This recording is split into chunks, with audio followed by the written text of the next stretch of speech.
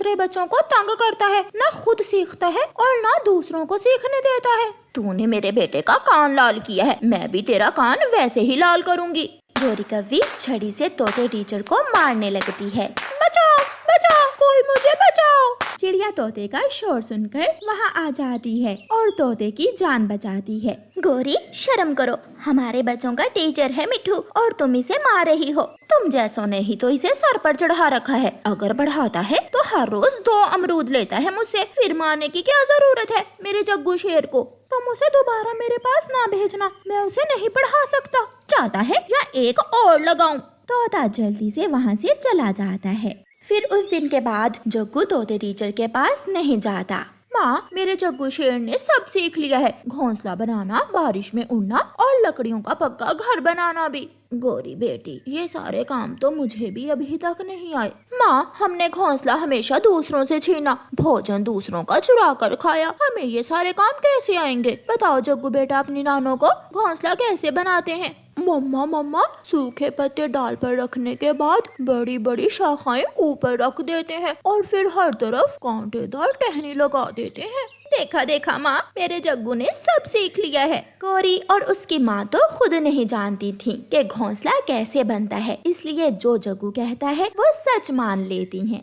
वक्त गुजरने के साथ साथ सब बच्चों ने तोते टीचर से अच्छा और मजबूत घोंसला बनाना सीख लिया था। कुकू बेटा, बारिशें शुरू होने वाली हैं, अब हमें अपना नया घोंसला बना लेना चाहिए। हाँ मम्मा, मैं बनाऊंगा नई तरह का मजबूत घोंसला।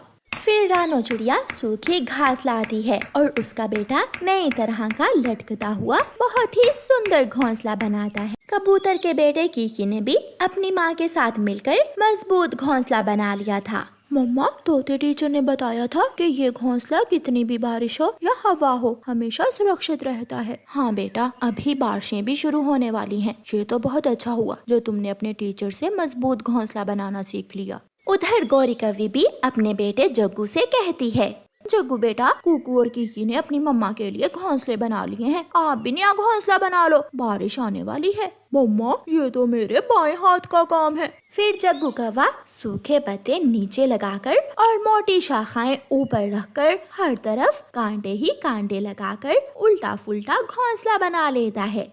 उसी शाम बारिश शुरू हो जाती है। मेरे बेटे कुकू का बनाया हुआ घोंसला तो बहुत आरामदेह है। कुकू बेटा, इसीलिए तो कहते हैं तालीम हमेशा पक्षियों के काम आती है। लूसी भी अपने बेटे के साथ अपने घोंसले में बहुत खुश बैठी हुई थी।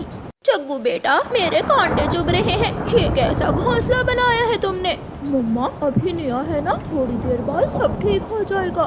थोड़ी देर बाद क्या ठीक होना था, घोंसला तो तेज बारिश से टूटकर नीचे ही गिर जाता है। मर गई मेरी पूंछ। जग्गू, मेरी पूंछ टूट गई है। मम्मा मम्मा, घोंसला थोड़ा गलत बन गया, शायद मैं भूल गया था।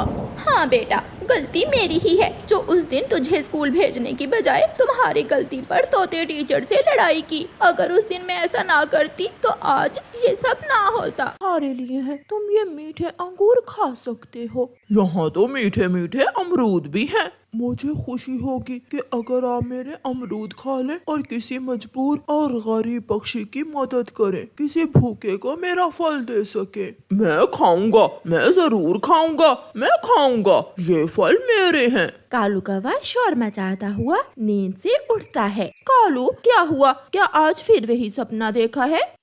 हाँ गौरी, वही फलदार पेड़, वही बाग, आज फिर मैंने सपने में देखा है। सुबह हो जाती है और कालू कौवा आज फिर उसी जगह पहुंच जाता है जो उसने सपने में देखी थी, मगर वहाँ तो 2 सूखे पेड़ों के सिवा कोई चीज ना थी। ना अंगूर की बेल थी और ना ही अमरूद का पेड़। सपने झूठे होते हैं, माँ सच ही कहा करती थी कि सपनों का पीछा नहीं करना चाहिए, सपने झूठे होते हैं। कौवा वहाँ बैठकर खुद से ऐसे बातें करने लगता है। वो सर झुकाए बैठा हुआ था और जब अपना सर उठाकर सामने देखता है तो उन दोनों पेड़ों में से एक तेज रोशनी निकलती है। एक पेड़ पर अंगूर की बेल थी और दूसरे पर मीठे मीठे अमरूद लगे हुए थे। कौवा आंखें फाड़ फाड़ ये सब देख रहा था और खुशी से उछलने लगता है। सच हुआ, मेरा सपना सच हुआ। सपने झूठे नहीं बल्कि सपने तो सच्चे होते हैं। कौवे, मेरे मीठे अंगूर तुम खा सकते हो और उन गरीब पक्षियों को दे सकते हो जो भूखे हो। तो फिर ये अमरूद का पेड़ भी मेरा हुआ। मेरे फल तुम्हारे हैं, तुम खा सकते हो, मगर लालच ना करना वरना सजा भी मिलेगी। कौवा अंगूर की बेल से एक गुच्छा अंगूर का तोड़ता है और अमरूद के पेड़ से टोकरी भर पके हुए मीठे मीठे अमरूद तोड़ता है और घर जाता है। कालू, ये कहाँ से चोरी कर लाए हो? जंगल में तो इन दिनों ऐसे फल कहीं नहीं है। मेरा सपना सच्चा हुआ। मैंने जो सपना देखा था मैं वहाँ गया तो वहाँ अंगूर की बेल भी थी और अमरूद का पेड़ भी।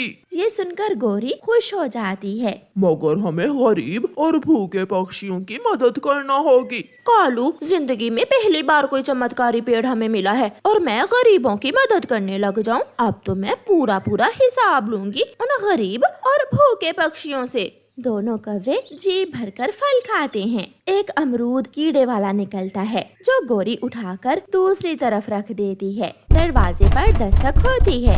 चिड़िया, तुम क्या लेने आई हो? गौरी, बच्चे भूखे हैं। बच्चों ने कालू कौवे को फल लेकर आते हुए देख लिया। वो रोए जा रहे हैं और मुझसे फल मांग रहे हैं। गरीब चिड़िया, छोटी चिड़िया, मैं अभी तुम्हें फल ला कर देती हूँ। गौरी घर जाती है और कीड़े वाला अमरूद लाकर चिड़िया को दे देती है।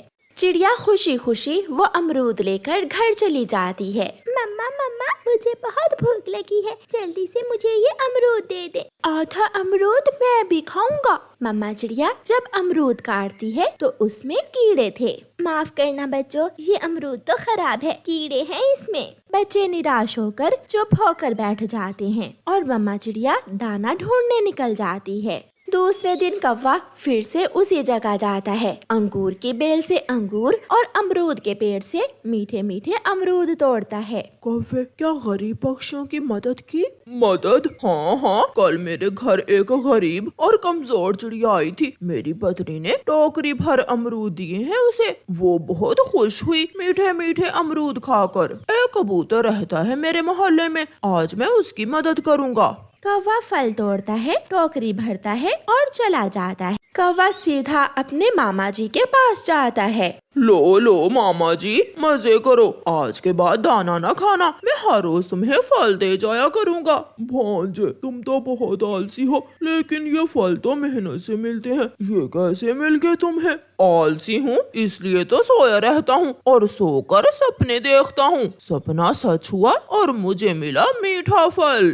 गौरी भी कुछ फल लेकर अपनी माँ के घर जाती है। रास्ते में अपने घर के बाहर एक बूढ़ी कौवी बैठी हुई थी। वो गौरी को आवाज देती है। कौवी, काली कौवी, मेरी बात सुनो। अरे बुढ़िया, ये तूने काली किसे कहा? बेटी, हम कौवे काले ही तो होते हैं, हमें क्या गुस्सा करना। काला रंग तो शान है हमारी। मेरा नाम गौरी है, खबरदार अगर मुझे दोबारा काली कहा तो। बेटी, मैं भूखी हूँ और बीमार भी, मेरी मदद करो। अगर भूखी हो तो मर जाओ, इस उम्र में और जीकर करना भी क्या है तुझे? बूढ़ी कौवी। गौरी वहाँ से चली जाती है। ऐसे वो कौवे कोई भी नेकी का काम ना करते और सारे फल खुद ही खा लेते। चिड़िया सपना देखती है और सपने में उसे वही दो पेड़ दिखाई देते हैं, अंगूर की बेल और अमरूद का पेड़। चिड़िया सुबह सवेरे उस जगह पर जाती है तो अंगूर और अमरूद देखकर खुश हो जाती